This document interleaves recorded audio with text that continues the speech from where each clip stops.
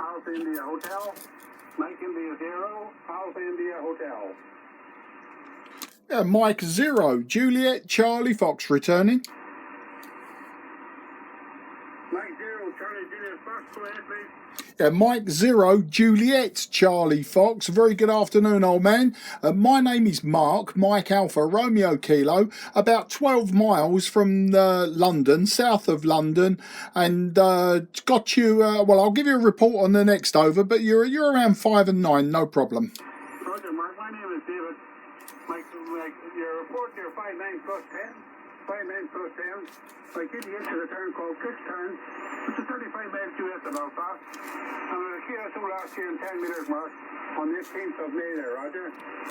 Oh, Roger. Sorry, what was the name again? I was writing as you were telling me, and I haven't got a computer in front of me today. Let's start again. You're 5 and 9 plus 20. 5 and 9 plus 20. Sorry, I had the RF attenuator in. That gave me a 5 and 9, but you're 5 and 9 plus 20. And I'll give you all the technical details in a moment. Back to you. Sorry, got my head on backwards at the moment. Mark, my name is David. I'm a town called Kickstown. I'm about 400 yards from the Kickstown 100 motorcycle race course, Roger. Yeah, Roger. Okay, David, got you now. And thanks for confirming. We spoke on 10 metres last year. As I say, I haven't got a computer in front of me. It was all a bit sort of manic then. I was sort of writing down and thinking to myself, must get the RF attenuator out and give him an accurate report. And as I was thinking that, you told me a name which I did remember, then promptly forgot because that's the way I operate. But yeah, the name's Mark in Sidcup in Kent, and you'll probably ask me about Doug G6INU, and I spoke to him yesterday. I'll tell you for why. Everyone does on 40 metres. Everyone asks me, Sidcup, Doug, oh yeah. But funnily enough, you're near the racetrack. I'm about a 15-minute drive away from Brands Hatch, and I used to race at Brands Hatch back in the 80s. I used to race motorcycles, so yeah, it's very interesting. But I just wondered, do you race motorcycles yourself? I'm hazarding a guess. Maybe you don't, but you'll correct me on that, David. Back to you. MI0 AIH M0 JCF. JCF. No, I don't get motorcycles. I'm too big for a motorcycle. I'm like a scooter.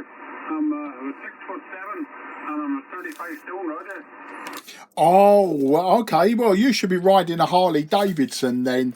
I mean, every big man rides a Harley. I'm not quite as big as you. I'm around 15 stone and only 5'10", so I'm sort of going down from there. But I'm too big for track motorcycles these days. I mean, I would do it for fun, but to be honest, at my age as well, everything hurts first thing in the morning, and by the time you've warmed up, loosened up and that, it's time to have your evening dinner. So I suppose you've seen my QSL card on QRZ.com, and that motorcycle there I actually sold. That's getting on for 3 years ago now.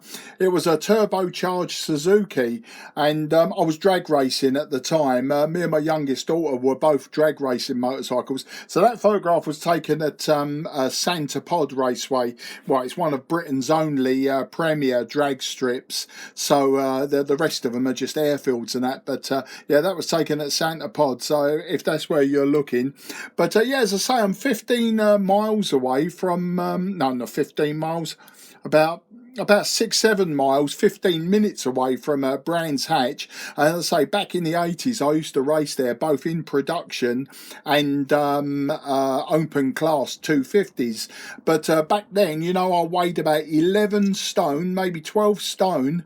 I was still 5'11". I was just a lot lighter. But of course, I was a lot younger, a lot bendier, and had a lot more enthusiasm and didn't mind falling off. Now I'm scared to get on, let alone falling off. Back to you. Roger that, right. I don't know if it's pleasure or mispleasure. I've been a parent passenger to the history of love. You scared the heart out of me. That was about 30 years ago, maybe more. And I'll never forget it. It was an experience and a half. Got to a shooter one time. I was just touching under 145 miles per hour. Never experienced anything like it. It's crazy.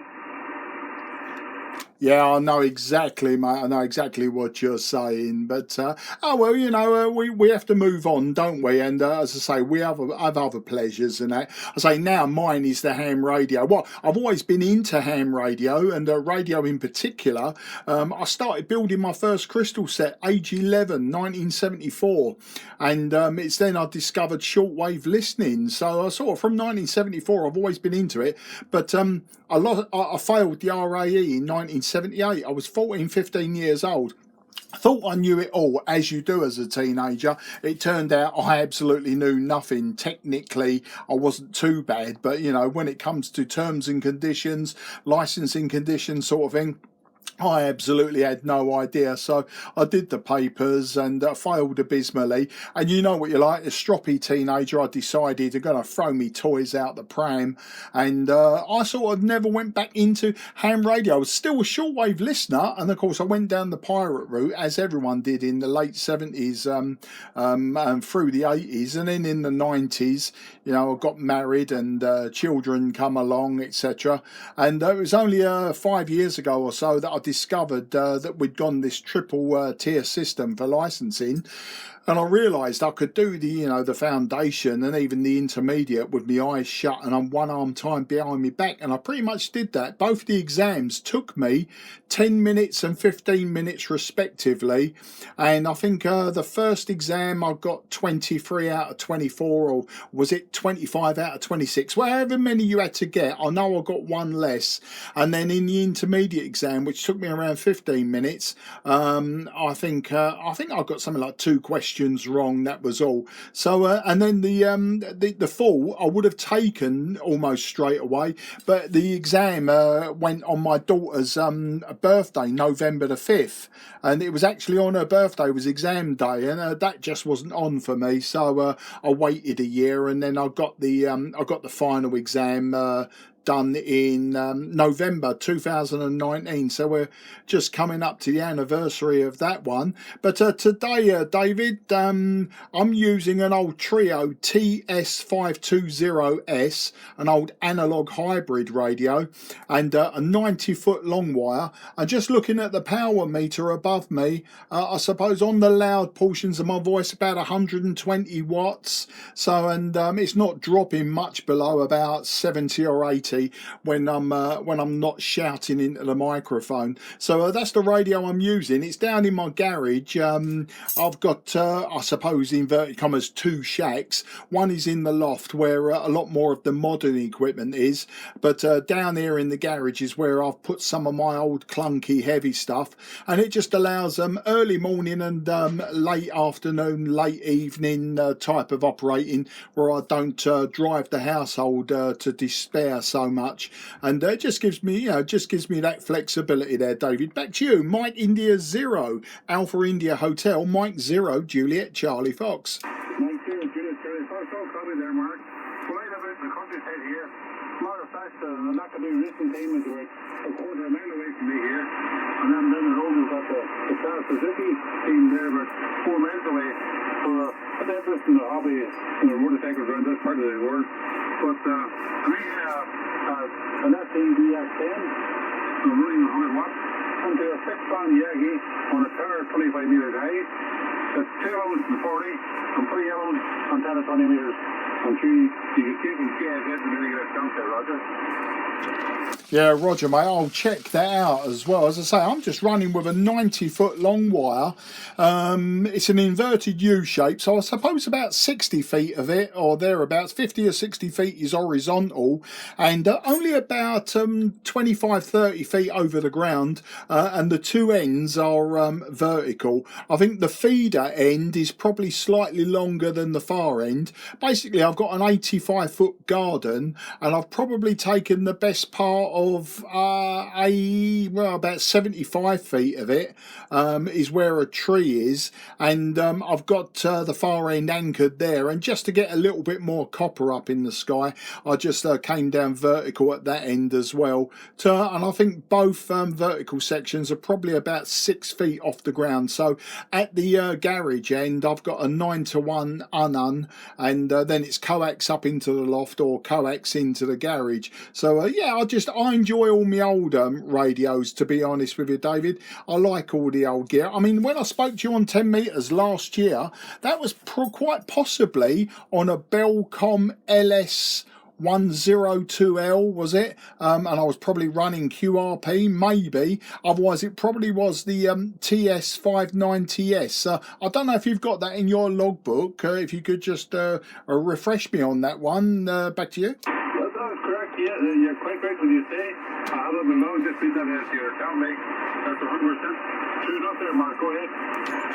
Oh, absolutely superb. Yeah, this year on 10 metres for the sporadic E-season, I've been running an old President Lincoln, an old multi-mode radio, 10 metre band multi-mode radio from days gone by. I would say, it's not as old as the Bellcom.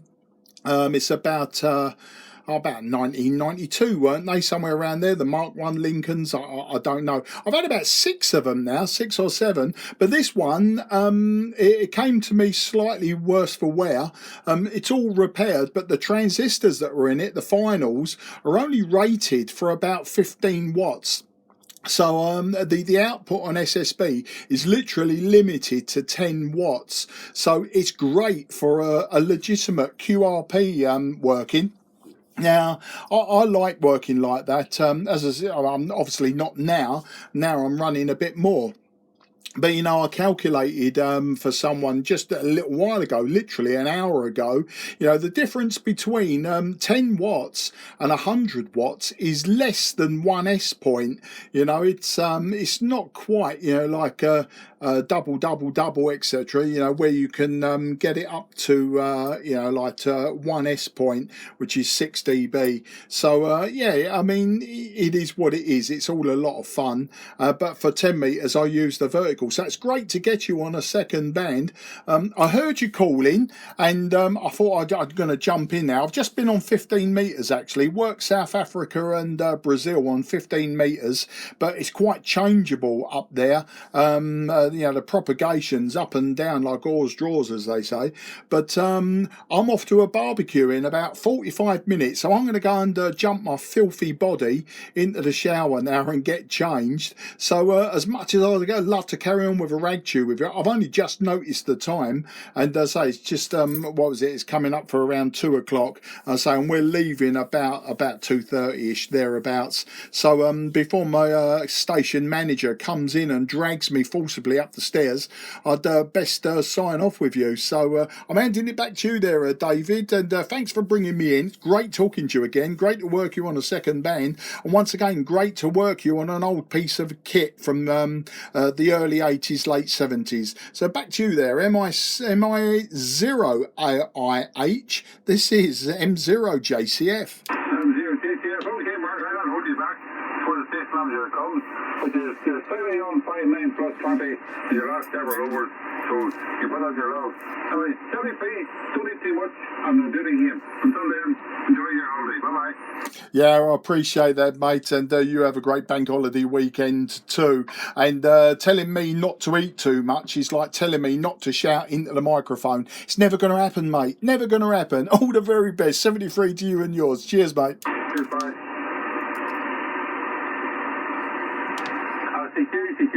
CQ40, Does Mike India 0, Alpha India Hotel. Mike India 0, Alpha India Hotel.